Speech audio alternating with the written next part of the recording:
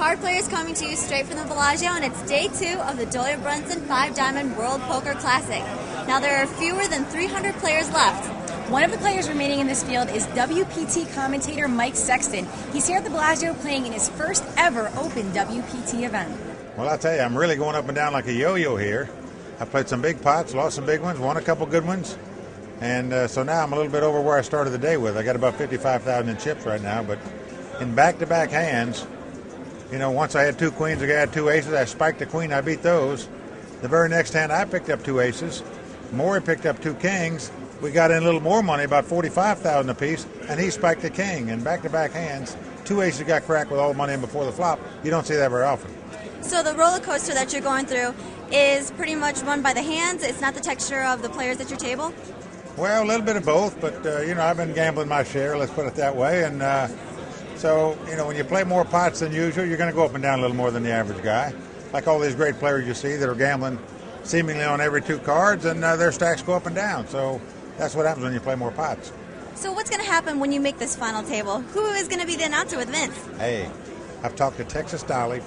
Doyle Brunson himself is going to do the final table in my place in case I get there. But, you know, that's a long shot, of course, but we're still here. We got a shot. In case, Mike, I'm definitely betting on you. Well, I'm going to get some pretty good odds, but I'm going to give it a shot. We'll see. Also still competing is Riney Campbell, who is looking for his 2nd WPT title of the season.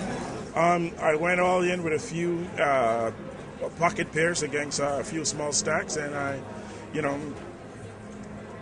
they call with like king, queen, and different stuff, and they hit. You can't win a coin flip? No. I think the table was great earlier part of the morning, and now what made it a great table? Well, everybody was just playing loose and having fun and like juggling for position, and all of a sudden, some people started losing their chip stacks, and I started today with 51,000, and in the first level I ended up with almost 100,000. So what style of play do you use when the other players are playing loose like that? How do you adjust your play? I sit back for a while and just wait and see if I can pick up on how they play, and then I make my moves. Okay, so you build up your stack. It's getting a little tense, and everybody's getting edgy, and the dealers are making some little simple mistakes, and they're getting a little confused with the chip call. It's not really their fault, but there's still a lot of poker left to be played. So still here to have fun.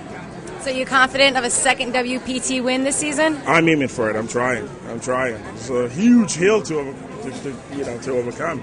Phil Ivey told me just now he has over 300,000 chips. And, my 30 compared to his 300 it's a lot of chip, but there's still a lot of poker left to be played, and I'm very confident that. Take it one step at a time? That's what I'm going to do. That's how you get to the top of the hill. I just want to make it through today.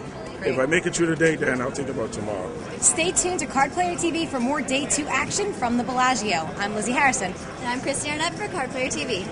Okay, so what we're doing is we're setting up. This is you're watching comedy happen.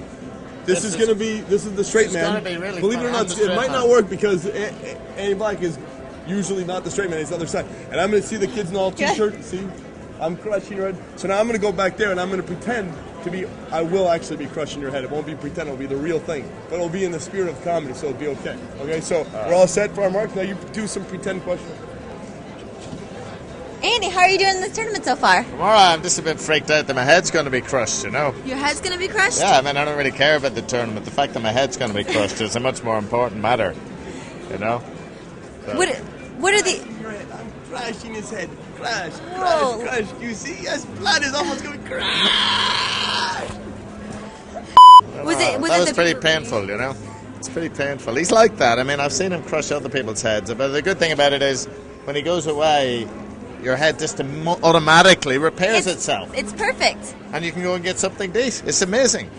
We were there. We watched it on this thing. Point your head.